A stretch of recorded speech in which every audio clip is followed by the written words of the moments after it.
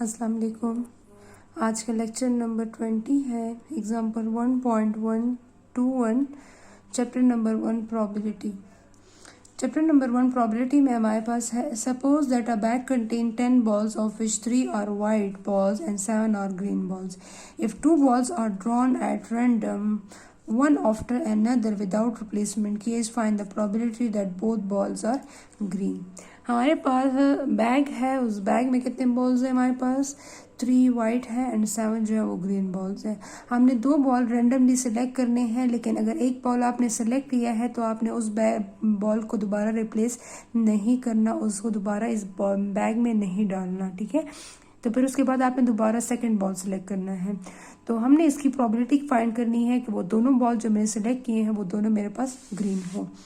हमने यहाँ पर multiplicative law for independent event use किया है। मल्टीप्लिकेटिव लॉ फॉर डिपेंडेंट ये इवेंट इसलिए यूज़ किया है कि हमारे पास अगर एक बॉल सेलेक्ट करते हैं उसको रिप्लेस नहीं करते, फिर दोबारा दूसरा बॉल ड्रॉ करते हैं, तो एक बॉल जब दोबारा रिप्लेस नहीं करते तो उसकी वजह से दूसरे बॉल के सिलेक्शन की प्रोबेबिलिटी पे इफेक्ट आ रहा है, ठीक है। तो दूसरे बॉल जब हम सेलेक्ट करें तो इसकी प्रोबेबिलिटी ऑटोमेटिकली कम हो रही है।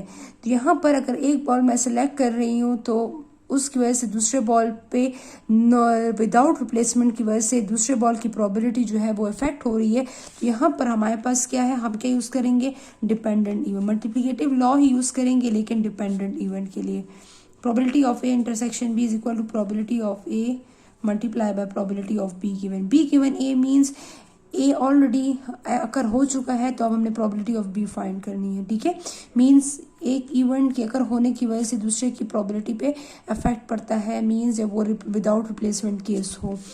हमने सबसे पहले यहाँ स्टार्ट करना है कि लेट ए किसको रिप्रेजेंट करता है, let A represent the first ball is green and B किसको रिप्रेजेंट करता है, लेट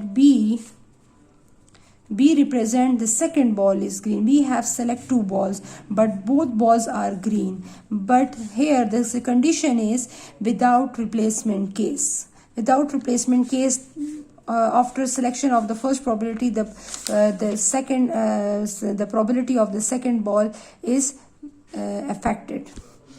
सो यहाँ पर हमारे पास टोटल सैंपल स्पेस रिड्यूस हो जाएगा। सेकेंड बॉल की प्रोबेबिलिटी जब हम फाइंड करेंगे, यहाँ पर हमने क्या करना है, सबसे पहले हमने हमारे पास बैग जो है उसमें टोटल कितने बॉल्स हैं, ठीक है।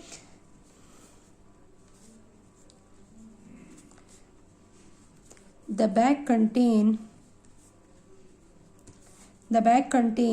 3 वाइट 7 ग्रीन, टोटल 10 बॉल्स, ठीक है। टोटल हमारे पास कितने बॉल्स हैं, टोटल 10 बॉल्स हैं, ठीक है। अब यहाँ पर हमारे पास क्या है, इसमें हमारे पास हमने सबसे पहले प्रोबेबिलिटी ऑफ ए फाइंड करनी है, then again find the probability of B given A. तो हमने सबसे पहले हमने क्या करना है, प्रोबेबिलिटी ऑफ ए हम फाइंड आउट करेंगे, ठीक है। तो प्रोबेबिलिटी ऑफ ए हम किस तरह फाइंड करेंगे, यहाँ पर टोटल हमारे पास कितने बॉल्स हैं, 7 में से मैंने कितने बॉल सेलेक्ट करने हैं, 1 ball and total ball is हमारे पास 10 बॉल्स हैं और 10 में से मैंने 1 बॉल सेलेक्ट करना है, क्लियर। तो अब यहाँ पर आप 7 फैक्टोरियल 1 फैक्टोरियल 7 माइनस 1 फैक्टोरियल, ठीक है, and divided by 10 factorial 1 factorial and 10 minus 1 factorial, clear. So 7 multiply 6 factorial multiply by 1 multiply bye 6 factorial and 10 multiply by 9 factorial and the answer is 1 factorial multiply by 9 factorial.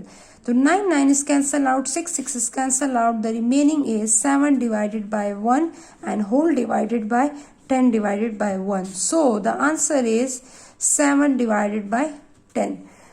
7 divide by 1, तो divide के ऊपर, divide के नीचे जब divide हो तो numerator denominator by denominator numerator बन जाता है। तो आपके पास 1/6 1/10 आएगा, तो 7 डिवाइडेड बाय 10 ये आपके पास आ जाए। तो probability of A.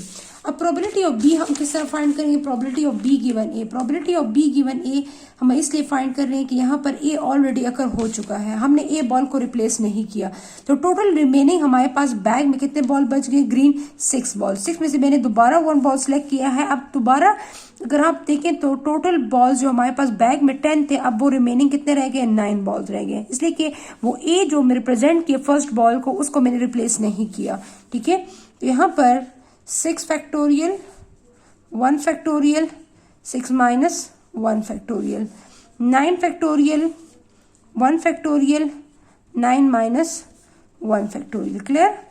6 multiply by 5 factorial 1 multiply by 5 factorial whole divided by 9 multiply by 8 factorial 1 multiply by 8 factorial. 8 is cancelled out, 5 is cancelled out. The remaining is 6 divided by 1 and 9 divided by 1. So 6 divided by 1 and denominator के नीचे जब हमारे पास divide के नीचे divide हो तो ऊपर जाके उलट हो जाता है। तो answer is 6 divided by 9. Clear? So put all these result into the formula. The formula is probability of A intersection B is equal to probability of A multiplied by probability of B given A. So the answer is 7 by 10 and multiply by 6 divided by 9. So आप इसको divide कर multiply कर लें। 7 multiplied by 6 42 and 10 multiplied by 9 is 90. So 42 divided by 90,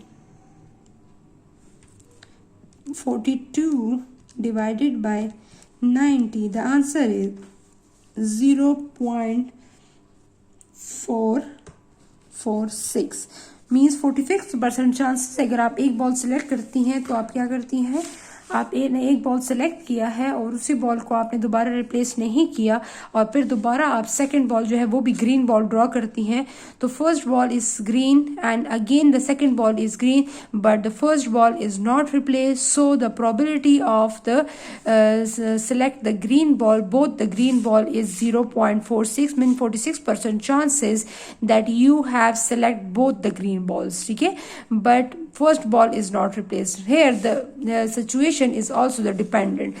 In without replacement case we use the dependent even and independent case we use the with the replacement case. तो आप उसमें कह सकती हैं कि with replacement हम independent में use करते हैं और without replacement में हम dependent यूज करते हैं। ठीक है, तो इससे पिछले क्वेश्चन में भी अगर आप देखें तो उसमें हमने बॉल को रिप्लेस नहीं किया और इसमें हमने बॉल को रिप्लेस नहीं किया, उसमें हमने रिप्लेस किया, वो इंडिपेंडेंट कॉन्सेप्ट था। तो आपको इसमें जो भी मसला है, जो भी प्रॉब्लम है, एनी कंफ्यूजन, तो आप कमेंट सेक्शन में आके आप क्वेश्चन कर सकती हैं। थैंक यू, अल्लाह हाफिज़।